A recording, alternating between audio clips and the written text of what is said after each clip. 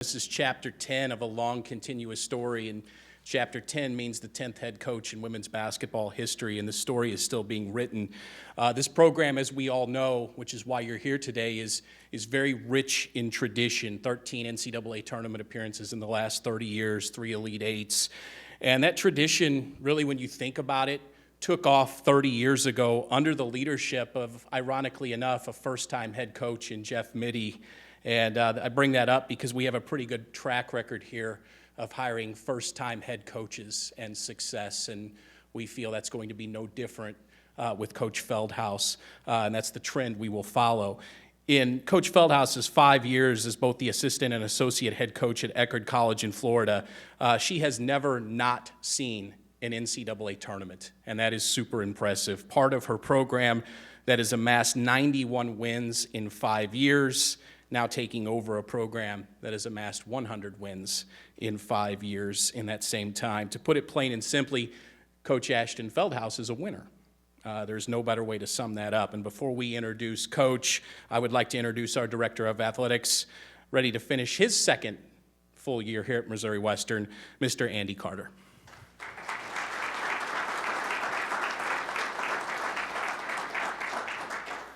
Thank you, Ryan, and thank you to each of you for showing up for this event today. It is a great day to be a Griffin. I'm going to tell you just a little bit about the process. Over the last 3 weeks, there's been a lot of work put into getting to this point. I want to thank our folks that partnered with us from Collegiate Consulting. Russell Wright and his team did a fantastic job of helping me to navigate the waters of 150 plus applicants and connections and inquiries that just hit us really hard in that first week after March 26th, announcing that we had this search. And we were able to, in that first week, get what I would consider to be the cream of that crop, about 16 candidates that we felt really strong about, and we began our work of just diving in and finding out as much as we could about these candidates. And that culminated where we narrowed it down to 6 by April 2nd.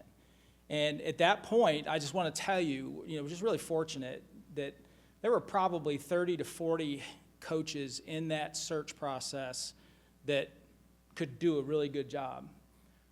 But we wanted to find the person who was the very best fit for Missouri Western and our culture and where we're going and the things that we want to accomplish. On April 4th, I conducted 6 1.5-hour Zoom interviews. Now, Zoom is pretty awesome until you do it all day. But it was good to meet all of these folks, to see their interaction, to see their expressions. A day later, I met with several members of our staff that helped me kind of decipher between the 6 on who maybe would be the cream of that pool. And we got to the 3 finalists. The week of April 8th, the week of April 8th, we had all 3 of those candidates on campus. Again, not something that you would normally do in such a truncated time frame, but understanding where we are in the environment of athletics, quick was the name of the day. And so we then announced Ashton on Monday, April 15th. So about a 3-week process to get us from start to finish. And there's a few takeaways. And before I get to those takeaways, I want to just introduce a couple people. I forgot to do this at the beginning, but these are really important people in the life of this university and our athletic department. We have several members of our Board of Governors that are here, and so if you are a Board of Governor, if you'd wave or stand or something so we can recognize you. So we have 4 members of our Board of Governors. I would also say the same about our Gold Coat Board. If you're a member of our Gold Coat Board, would you please stand or wave or something? Several members there. And then I also would like to recognize Mike Racy, the commissioner of the MIAA Conference, is in attendance. Thank you, Mike. I see so many familiar faces and important people in the life of Griffin Athletics. I could probably single out every person in here and say something about what they bring special to us. I just won't do that because we don't have time for that. But I'm thankful that all of you are here. So back to the process. A few takeaways from the process I think are important. So much of the environment of intercollegiate athletics have changed since the last time we filled this position. Think about 5 years ago on what was happening in intercollegiate athletics and the velocity at which things have changed until now.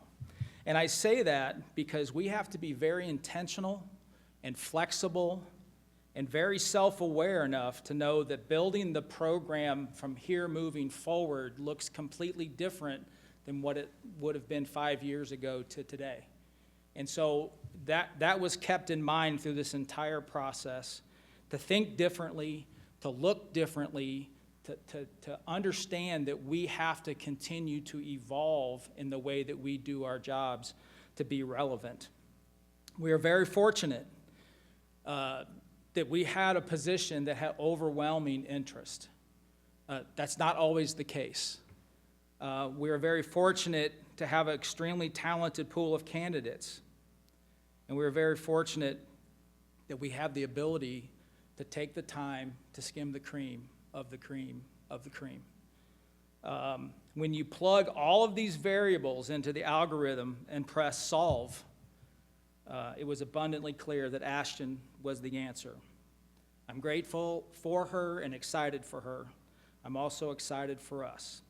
At this time, I would like to introduce my boss. Everything rises and falls on leadership. And just as we talked about the Board of Governors and the Gold Coat Board, things that we are able to accomplish just in a short 2 years would not be possible without strong leadership. I'm proud to introduce President Elizabeth Kennedy.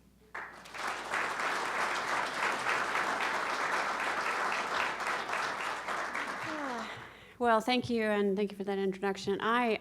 Just looking around the room, I'm so excited to see all of you here, particularly our fabulously talented women's basketball players. Thank you for coming for this. But the rest of the team and the coaches, yeah, there you go. That's very good. And I have the distinct pleasure of introducing our new women's basketball head coach to you, and I'm very thrilled to do that. So first of all, we know that Coach, don't you like the sound of that? Coach Feldhaus, right? She's a winner, and she comes from a long lineage of basketball royalty in her home state of Kentucky.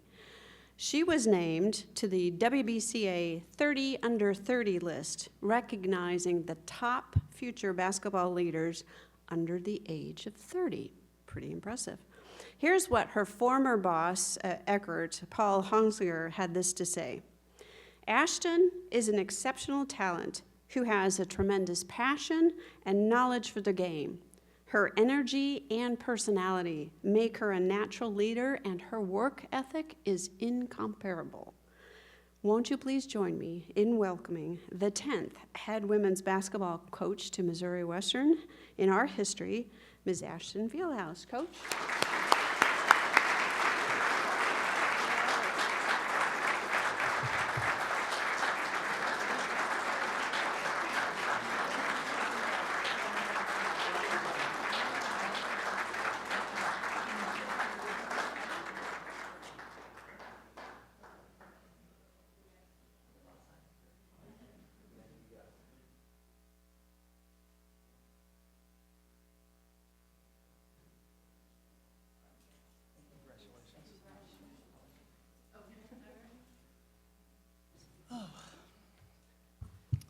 Hello. I hope you can tell I'm under 30, by the way. I enjoy that. Yes, I'm younger. I said that to the girls yesterday. But wow, I'm so excited to be here. I just want to start off by thanking all the people who were just standing up here in front of me. From the moment I stepped on campus, every single person I met was just first class, from Ryan to Andy to Dr. Kennedy, and then so on. You go down those offices, and by the people here today, you can tell how much people care about Missouri Western athletics. But I'll start off. I have quite a few thank yous, so bear with me. First, I'm so grateful. My parents, Karen and Alan Feldhaus, they're actually here with me today.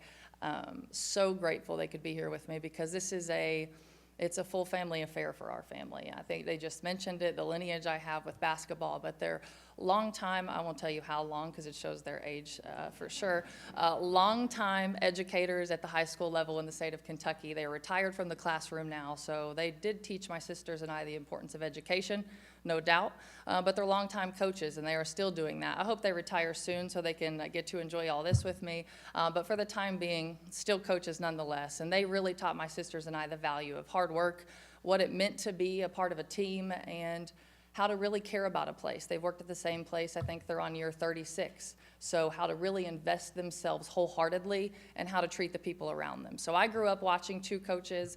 I knew I wanted to do it. I also knew I didn't want to be a teacher, so college athletics was the way for me to go, so I didn't have to teach. So now I will just teach the game of basketball to these amazing young women. But I'm so grateful that they're here with me today. The next person I want to thank, I'm glad she read his quote, and I pray to goodness he's watching today, is my former boss, Paul Hunsinger. Wow, this is where I should have put myself on a timer because I could go on and on about the past 5 years I've spent at Eckerd College with him and the amazing young women who have been a part of our program. To meet someone and hire someone who is fresh out of college like myself, Paul took a risk, I would say, and man, it was a home run. And I think it was a home run for he, and it was for I as well. The mentorship that he showed me in my first 2 years, and really he showed me how to treat an assistant. And this profession, I think, is something that's rare. I was an equal to him.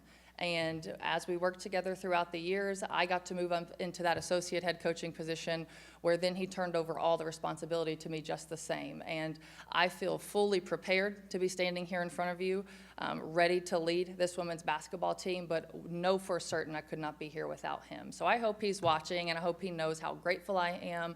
I do feel forever in debt to him for starting my career. He's not only a mentor, but now he's a lifelong friend, and we've had so many memories, so I can't wait to recruit against him. I told him I'll beat his butt, I promise you that.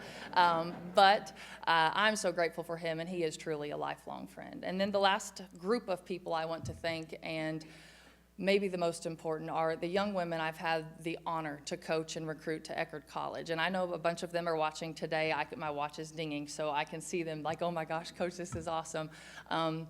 You know, they say coaching, you have no idea how much you impact their lives. But what I want them to know is how grateful I am to have been able to coach them, and they have no clue how much they have impacted my life. As a young coach, how much, love I have for them, how proud I am of them, how much I will miss them, the ones on the team now. But these are lifelong relationships that I've built. So I can't wait to talk to them. They have a new team they get to be a fan of now, which is awesome. But I owe every single one of those young women a thank you. And welcome to this family just the same, because that's how it works for me as a coach. It's lifelong. It's not just the 4 years they put in at Eckerd College. So a big thank you to them as well.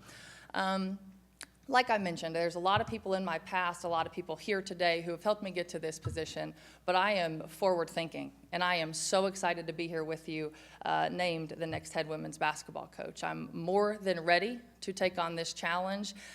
They mentioned all the success this program has had, and I think for some young coaches, especially a new first-time head coach, that can be really overwhelming. For me, I see nothing but excitement and opportunity. And I'm ready to take a bar that is already set high, a team who has already won rings, right? We're going to win more, and that is the goal. And I do not shy away from that. It's something that I fully accept, and I am ready to go. I hope they are too. We got to spend our hour together yesterday, and then they get to go off and take their finals and go home. I look forward to the moment they're back on campus. I'm sure they're like, oh goodness, we're ready for summer. I'm ready for them to have summer too, but I'm so ready to get started. So we have a lot of preparation, but I am more than thankful to be here and ready for the challenge, because it is going to be a challenge, but it's something that I'm tackling head on, and I'm ready to do so. But it cannot be done without all the people in this room. I will say that when we think about success for our program, I want you to know it comes in multiple facets. You talk about athletically, and I've already mentioned that. We plan to win championships. We plan to do it the right way. We plan to hang banners. We plan to continue and build upon the success this program already has. But then we're going to look also at academically. My parents being high school educators, I fully believe in the education that these young women are getting here at Missouri Western. And it is my job and our staff's job to make sure that they graduate and go on, because the ball doesn't bounce forever. I know we all want it to, but it doesn't. So they will be fully equipped and prepared to use their degree and enter the real world, is what they call it. And then the last thing, and I kind of mentioned it, is the life success piece, and that's the biggest piece for me. And it is when they graduate that our program has taught them more than just the X's and O's of basketball, which they will learn. But we will teach them perseverance. We'll teach them how to be a part of a team. We'll teach them how to be a part of something that's much bigger than just themselves. And all those life lessons that they will learn, they can take, enter the real world. And then when people cross paths with them, I want them to go, wow, she's impressive. And yes, that is a Missouri Western women's basketball player. And I hope they look back on this experience and this journey, which is lifelong, and go, I'm so grateful to have been a part of that program, because I'm so grateful to be standing up here. So the last group of people in this room I'll address is my new team, right? And I know we got to spend some time yesterday, but today is about me, and I am so grateful for that. But I am here today because of them, and I think that is the biggest piece. And the best way to honor history and tradition and success is to continue it forward, and that's what I plan to do. So I'm so excited to be standing up here, your new head coach. I hope you're all excited to take this journey. It is a lifelong journey, so you're stuck with me, I'm sorry. But now it's lifelong. So I'm ready to go. I hope you are all ready to go. Thank you for all of you for being here today, truly. When you look around, and I know you can't see it if you're watching from home, but the people in this room, the investment behind athletics truly shows how special this place is. And I could not be more excited to be standing up here, ready to be the next head women's basketball coach at Missouri Western. So thank you, all of you.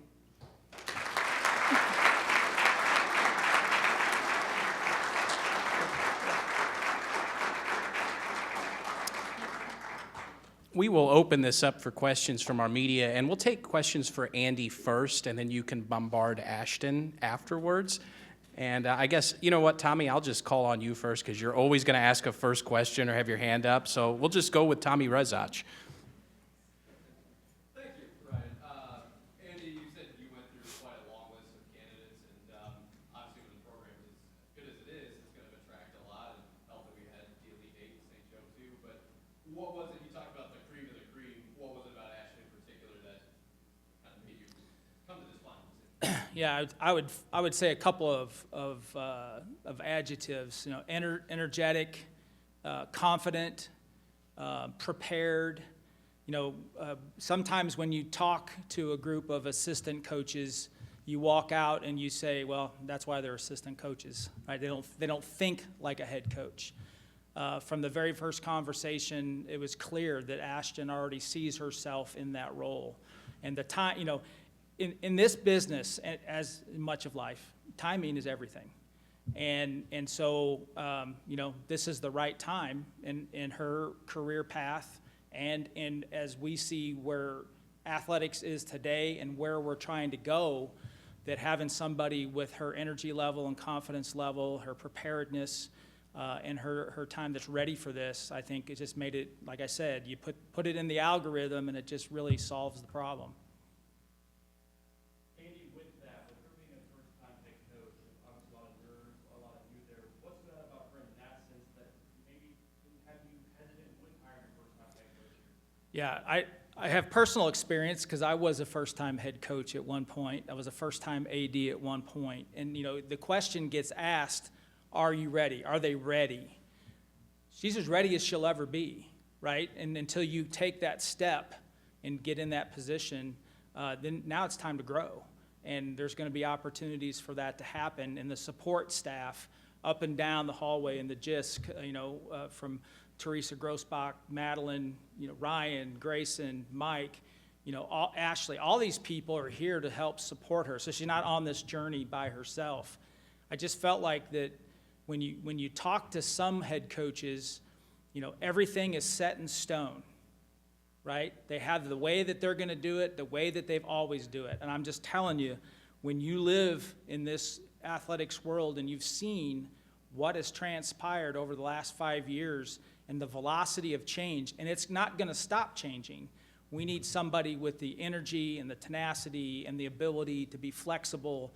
I don't really like the word a progressive thinker, but somebody who's willing, they know who they are, but they know what they have to do to win. It just was an easy decision at that point. Andy, this is the second major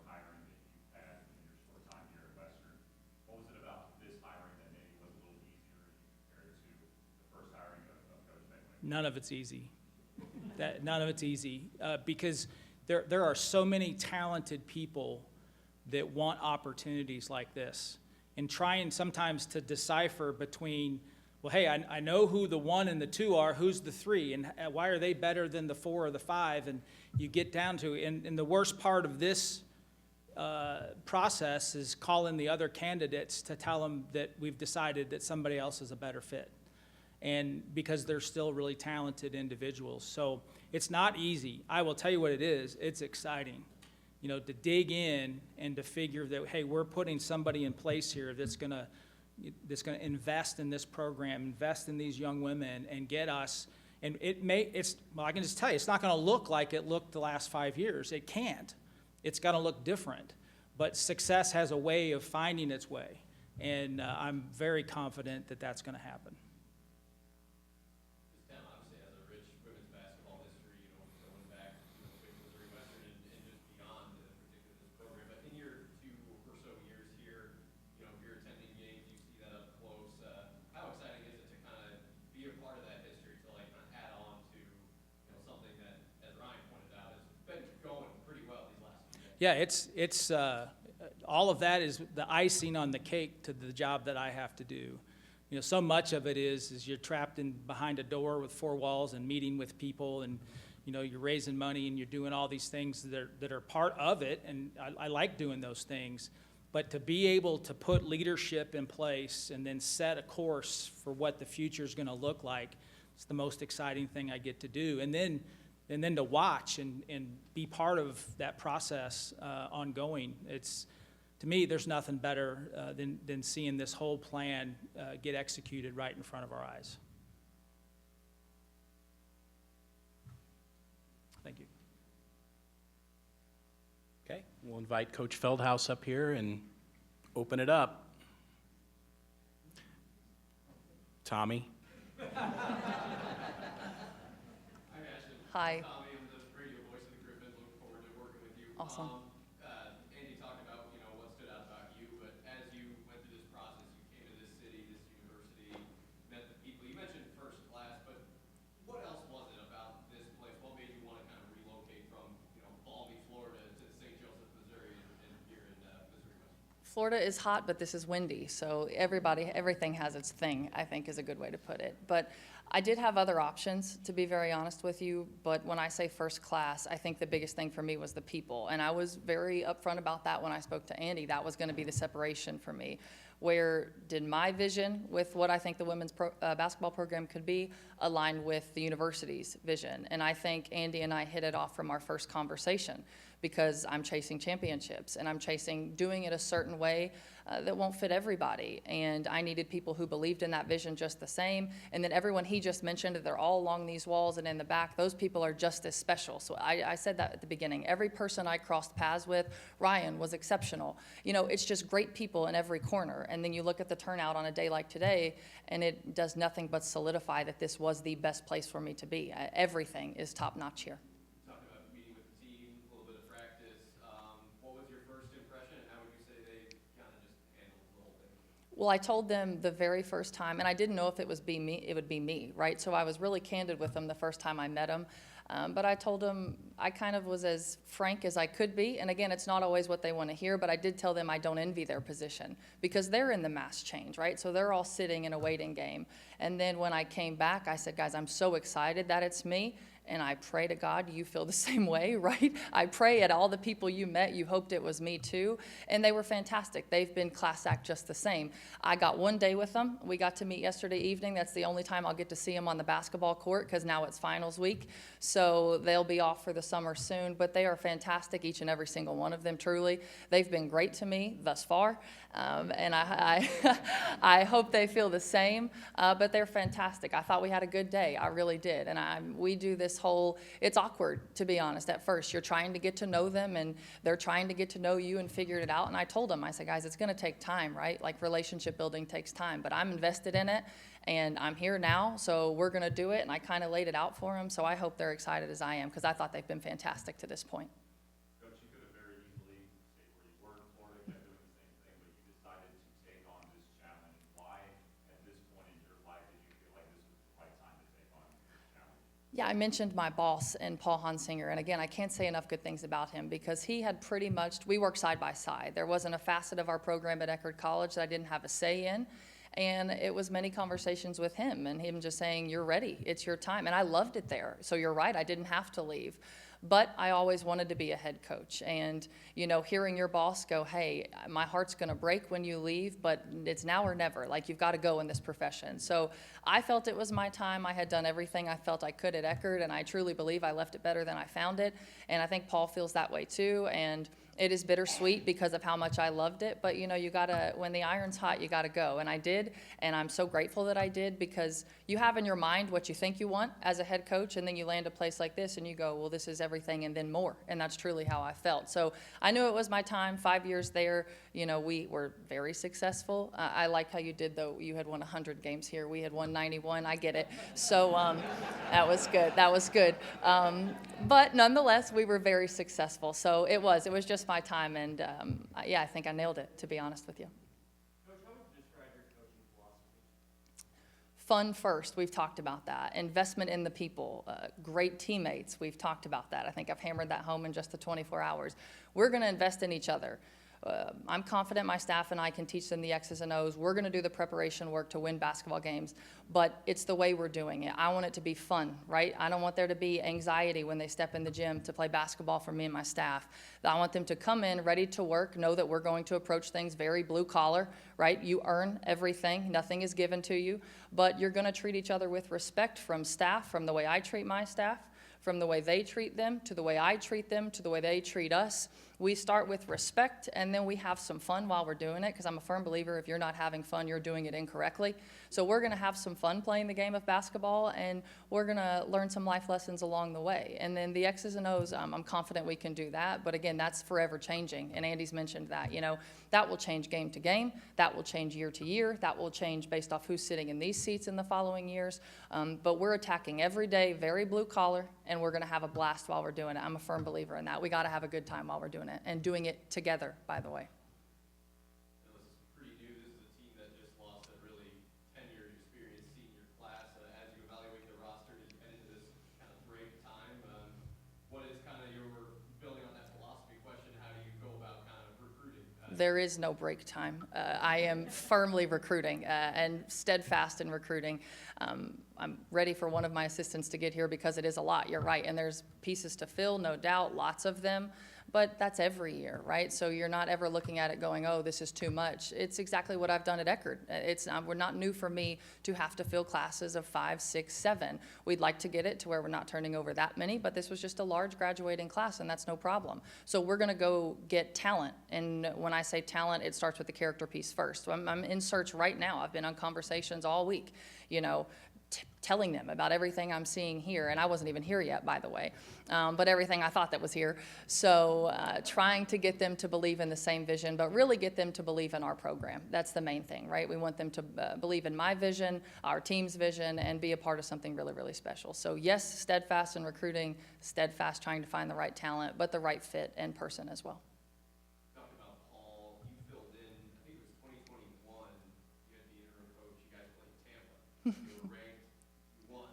I know that's only one game, but for a young professional coming up, how much can an experience like that have an impact on your career? Yeah, I've never been more grateful for Paul to be sick, I'll be honest. I was like, yes, let's go. And he was excited for me just the same. That's what's so special about him. He was always excited when I got those opportunities. And you're right, it was against Tampa, which was our rival. At the top of our league in the Sunshine State Conference, it's Eckerd College and Tampa University. And we had not beat them in a couple of years, and I rubbed that in Paul's face just the same, like, hey, I got it done, you didn't, but we did this year. But, you know, it was awesome. It was awesome, and the relationships I had with the young ladies on that team, that's what was special about it, to watch them get to go and do it, and they knew it was special for me just the same. That's what goes to recruiting good people. It was about all of us in the room at that moment. But that experience, I'm excited to do that again. I stood up my fair share, I'm not going to lie, but I'm excited to be the one in that role, and I do feel ready because Paul allowed me to be. But yeah, I will never forget that. That was an awesome memory. Thank you.